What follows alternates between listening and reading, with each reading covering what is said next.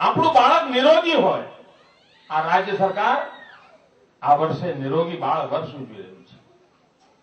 તમે મને કહો, આપણા ગુજરાતીઓ માટે શું કહેવાતું હતું પહેલા?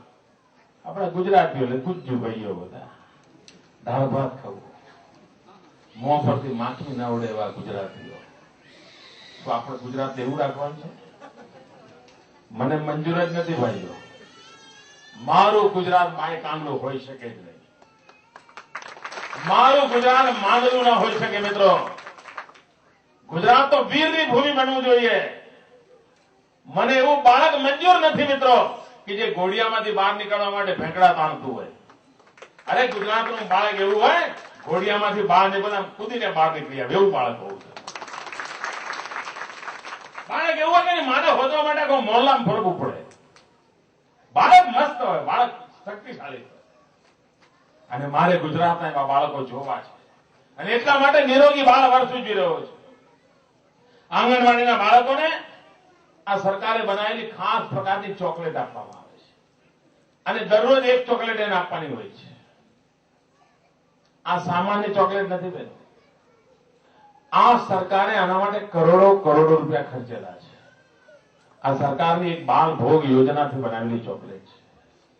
અને આના કારણે આંગણવાડીમાં જે બાળક જાય છે એ દરરોજ એક ચોકલેટ ખાય. 12 મહિનામાં 200 દિવસ, ઓછામાં ઓછી 200 ચોકલેટ 12 મહિનામાં જાય એના પેટમાં, તો એના લોહીનો રંગ બરાબર લાલ થઈ જાય. એના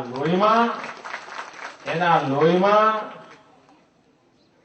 લોહ તત્વ આવે, લોખંડ જેવી શક્તિ એનામાં આવે.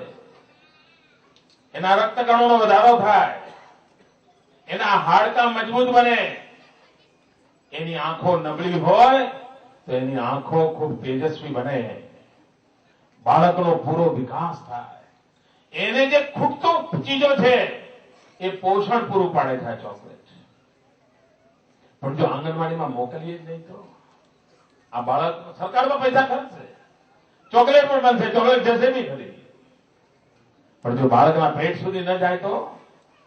આની ચિંતા મા બાપ જો ન કરે, મા બાપ બાળકોને રોજ પૂછવું જોઈએ કે આજે પેલી બાલભોગ વાળી ચોકલેટ આપી હતી, ના આપી મને પોસ્ટકાર્ડ લખજો. લો, એનું કારણ છે મારે ચિંતા છે. મને એક બાળકની ચિંતા છે. એક બાળકની ચિંતા છે. બાળક નિરોગી હોય, બાળક તંદુરસ્ત હોય, બાળકને લીલા શાકભાજી ખવડાવીએ. અરે આપણા ઘરની બાજુમાં શાકભાજીના બીજ આ વખતે કૃષિ મહોત્સવમાં ગામો ગામ આપ્યા છે. તમારા ઘર પાસે મોં ધોતા હોય, સવારે દાંતણ કરતા હોય, એ પાણી નાખો તો એ શાકભાજી ઉગે. અને તાજા શાકભાજી છોકરાઓને ખવડાવો, તમે જોજો તમને થશે મુખ્યમંત્રી કરતા વધારે લાલ લાગશે.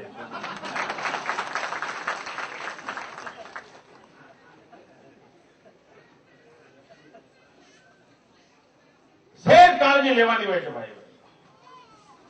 આ રાજ્યનો મુખ્યમંત્રી આપનું બાળક તંદુરસ્ત રહે એના માટે ઉજાગરા કરવા તૈયાર છે. મને આપનો સાથ સહકાર.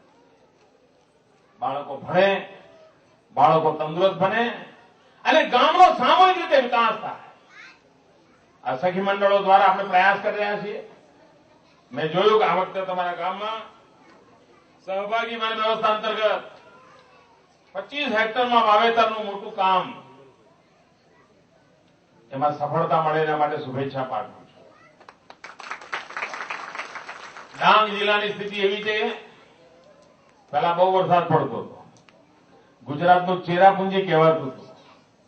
તમને બધાને ખબર હશે ધીરે ધીરે વરસાદ ઘટતો જાય છે. આખી દુનિયામાં કાગા રોડ મચી ગઈ છે. Global warming. જો ડાંગની અંદર વરસાદ ઘટે તો ડાંગનું જીવન નષ્ટ થઈ જાય. અને એટલા માટે વૃક્ષો બચાવવા જ પડે.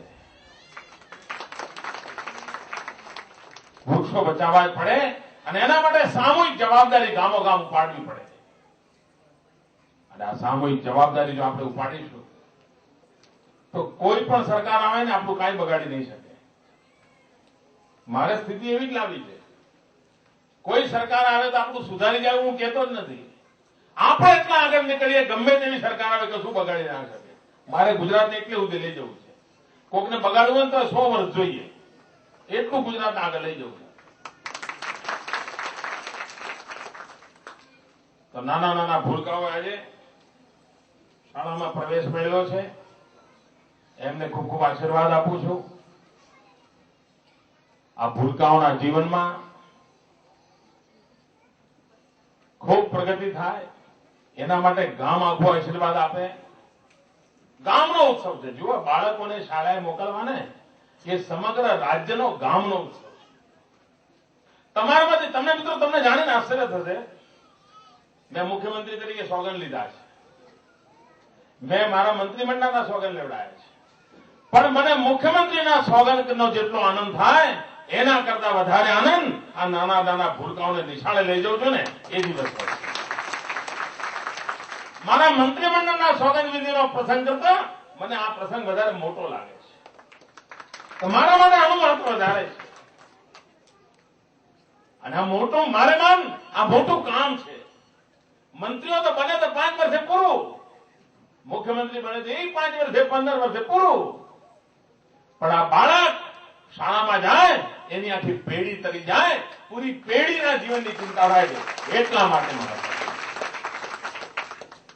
અને તેથી ભાઈઓ બહેનો, જાગૃત ગામ છે. ગામ કંઈક સારું કરવાની ઈચ્છા ધરાવે છે, વધુ સારી પ્રગતિનો સંકલ્પ કરવાની તાકાત ધરાવનારું ગામ છે, વધુ સારું કરવાની ઈચ્છા કરનારું ગામ છે. અને આવાથી દૂર નથી આપણે, જિલ્લાના મળદની પાસે છીએ. અહીંયા તો જેટલી થાય તે પ્રગતિ કરી શકીએ. આ પ્રગતિનો આપ લાભ લો, એ જ શુભકામનાઓ, ખૂબ ખૂબ આશીર્વાદ. અને ગામની પ્રગતિ માટે હવે રમેશ આ રાજ્ય સરકાર બનતું બધું જ કરશે. ભાઈ વિજયભાઈના નેતૃત્વમાં વધુ ને વધુ આ જિલ્લાનો વિકાસ થાય, પ્રગતિ થાય, એ શુભકામનાઓ સાથે જય જય ગરવી ગુજરાત.